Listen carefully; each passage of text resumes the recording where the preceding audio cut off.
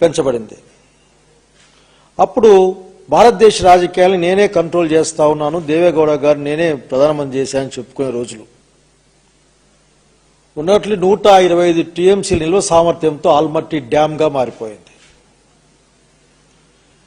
అయ్యా ఇప్పుడు ఉన్నట్లుండి కొత్త వార్తలు వింటా ఉన్నాం, పాతవే కానీ కొత్తగా వస్తూ ఉన్నాయి. ఆల్మట్టి డ్యామ్ ఎత్తు 524.24 మీటర్ల ఎత్తు, తద్వారా అదనంగా ఇంకొక 100 టీఎంసీల నీళ్లు అక్కడ నిలుపుకునే ప్రయత్నం చేస్తూ ఉన్నారు, జరుగుతుందన్న విషయం బయటకు వచ్చింది. దాదాపు 50,000 కోట్ల ప్రాజెక్ట్ అది. మీ దగ్గర నుంచి ఏమైనా ఒక శబ్దం వస్తుందేమో అని చూశాం. అనేక అంశాల గురించి మీరు గంటల కొద్దీ మాట్లాడగలరా ప్రియమైన ముఖ్యమంత్రి గారు? మీ దగ్గర నుంచి మాకేం వినపడ్డం లేదు, మాకేమో భయం మొదలైంది.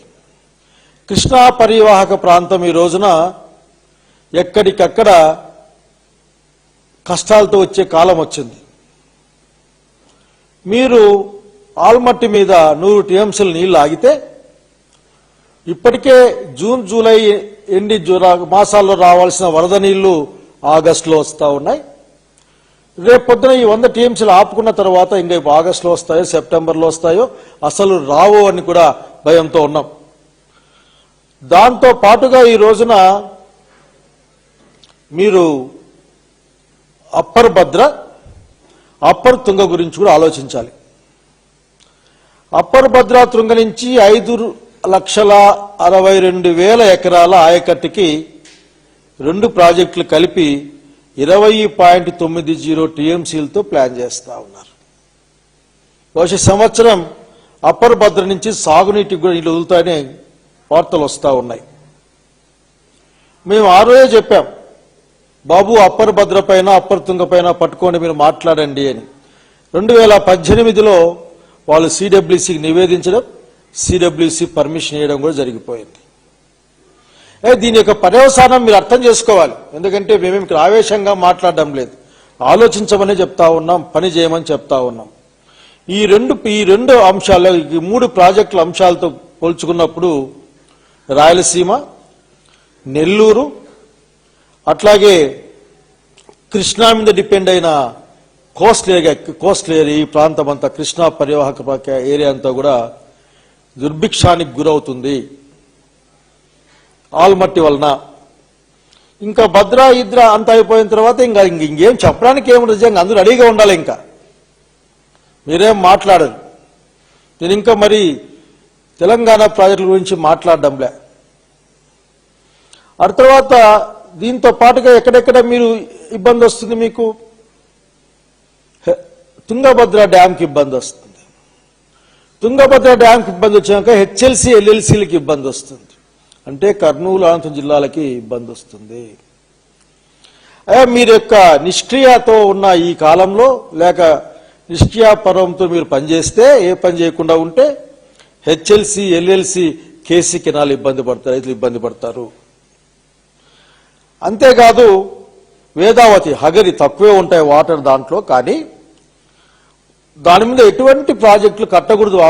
వావిలాల కంటే కిందన్నాక వావిలాల వాణివిలా సాగర్ని కర్ణాటక కడతా ఉంది. సో ఇవన్నీ నేను ఎందుకు చెప్తున్నానంటే, అయ్యా రాయలసీమ ప్రాంతానికి నీటి కష్టం వచ్చింది మామూలుగానే, ఇంకా చాలా కష్టంగా ఉండబోతా ఉంది. కృష్ణా ఆయకట్ట అంతా కూడా అన్యాయం కాబోతా ఉంది. మిమ్మల్ని దయచేసి అసెంబ్లీ సమావేశాల్లో దాని గురించి ఆలోచించి ప్రత్యామ్నాయ మార్గాలను ఆలోచించండి అని చెప్తా ఉన్నాను. లేక సరిగ్గా పోయే ఒక సరైన పద్ధతుల్లో నీటి లభ్యత గురించి కొట్లాడమని కోరుతా ఉన్నాను.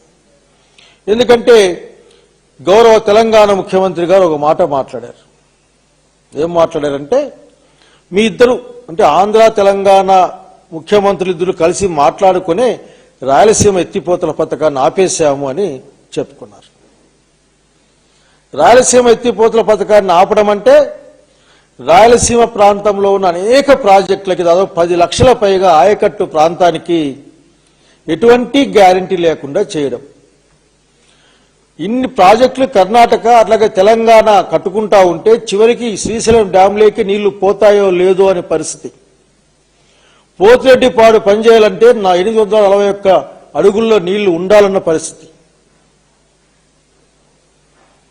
నేనేమంటానంటే ఆల్మట్ ఆల్రెడీ 524 అడుగులకి పెంచబడ్డా, లేక అప్పర్ తుంగ అప్పర్ భద్రలో నీళ్లు ఆడుకోబడుతున్నా నష్టపోయేది కృష్ణ ఆయకట్టు ప్రాంతం అని స్పష్టంగా మీకు తెలుసు. ఎందుకో మీరు బహుశా వ్యతిరేకత ఏందో నాకు అర్థం కాదు, కానీ తక్షణం రాయలసీమ ఎత్తిపోతల పథకాన్ని పూర్తి చేయాలి. అట్లాగే రేపొద్దున నీళ్లు తక్కువ వస్తే హెచ్ఎన్ఎస్ఎస్లకి అవసరమైతే పక్క నుంచి ఎత్తిపోతలు చేస్తాం, వనకచెర్ల నుంచి ఎత్తిపోతలు ప్రకటించి మరీ ముందుకెళ్తామని కూడా మీరు మాట్లాడాలి. ఇట్లా రాయలసీమ గురించి మీరు పట్టించుకోకపోతే రాయలసీమ ప్రజలు చాలా ఇబ్బంది పడతారు. ముఖ్యమంత్రి గారు మిమ్మల్ని ముఖ్యమంత్రిగా గుర్తించి గౌరవించి మీరు చెప్పుకునే విధంగా రాయలసీమ బిడ్డను నిరూపించుకోమని మిమ్మల్ని నేను కోరుతా ఉన్నాను. అట్లాగే రాయలసీమ గురించి మాట్లాడేటప్పుడు అనంతపురం, కర్నూలు, కొద్దిపాటి కడప, కొద్ది చిత్తూరులో కూడా ఆర్డీటీ అనే రూరల్ డెవలప్మెంట్ ట్రస్ట్ అనే ఒక స్వచ్ఛంద సంస్థ దశాబ్దాలుగా పనిచేస్తూ ఉంది.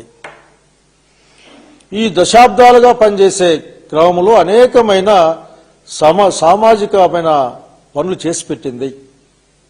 విద్య, వైద్యం, గృహ నిర్మాణం, చదువు అనేక అంశాల్లో ఆర్డీటీ ఫెర్రర్ గారు తమ దేశం వదిలిపొచ్చి ఈ దేశంలో ఉండి పనిచేశారు. ప్రత్యేకించి అనంతపురం జిల్లాలో చాలా మంది పేద పిల్లలు చదువుకొని ఇంజనీర్లు, డాక్టర్లుగా మారిన వైనాన్ని గుర్తు చేస్తా ఉన్నాను. అట్లాగే ఆర్డీటీ స్టేడియం నుంచి మన మహిళల జట్టుకు కూడా ప్రాతినిధ్యం వహించే పిల్లల్ని, క్రికెటర్లు తయారు చేసిన ఆర్డీటీని కూడా గుర్తు చేస్తా ఉన్నాను. అట్లాగే అనంతపురం కరువు నివారణకు పథకాలు, ప్రతి పథకంలో అది వాటర్ షెడ్లు కావచ్చు, ఒక 50 ఏళ్ల కింద 1 మిలియన్ వెల్స్ తవ్వాలనే ప్రాజెక్టు కావచ్చు, ఈ ప్రతి ప్రాజెక్టులో కూడా ఆర్డీటీ వాళ్ళు క్రెడిబిలిటీతో పనిచేసిన సంగతి గుర్తు చేస్తా ఉన్నాం. ఆర్డీటీ సంస్థ పనిచేయడం అన్నది ఆర్డీటీ సంస్థ వ్యవస్థాపకులకు అవసరం ఉందో లేదో తెలియదు, కానీ ఆర్డీటీ సంస్థ పనిచేయడం అన్నది అనంతపురం జిల్లాలో పేద ప్రజలకి, ముఖ్యంగా దళితులు, ఆదివాసీలకి, బలహీన వర్గాలకి చాలా అవసరమైన విషయాన్ని మీకు గుర్తు చేస్తా ఉన్నాను. మీరు కూడా పలుమార్లు వాళ్ళ కష్టాలను తీరుస్తామని చెప్పారు. బాబు గారు, మీరు కూడా చాలాసార్లు మీరు మాట్లాడుతూ మీ పార్టీ వాళ్ళు కూడా అబ్బాయి అయిపోయింది, మేము ఢిల్లీలో మాట్లాడినామని చెప్పారు. కానీ వాస్తవం ఏంటంటే ఈ మార్చి నుంచి, పోయిన మార్చి నుంచి, మే నుంచి వాళ్ళ ఫండ్స్ అన్ని ఆపేశారని, వాళ్ళ విదేశీ ఫండ్స్ని తెచ్చుకోవడానికి అవకాశం లేకుండా కేంద్ర ప్రభుత్వం నిషేధం విధించిందని అది అమల్లోకి వచ్చింది. ఇప్పుడు మాకు తెలిసి వచ్చిన సమాచారం ప్రకారం వాళ్ళ సంస్థని మూసివేసే దిశగా, లేక ఆ సంస్థ ఈ ప్రాంతాల్లో, రాయలసీమ ప్రాంతాల్లో, ప్రత్యేకించి అనంతపురం జిల్లాలో పనిచేయకుండా పోతుందనే అంశం ప్రముఖంగా వినపడతా ఉంది. దాదాపు వారి 9 రకాల ఆస్తుల్ని కూడా అమ్మకానికి పెట్టినారనే వార్త కూడా జనాలు అలుగుతా ఉంది. సో ఈ టైంలో మిమ్మల్ని కోరేది ఏంటంటే, మీకున్న గుడ్ ఆఫీసర్స్ నుంచి, అది ఢిల్లీలో ఉన్న మీకున్న ప్రత్యేకమైన గొప్ప సంబంధాలను ఉపయోగించి ఈ రోజున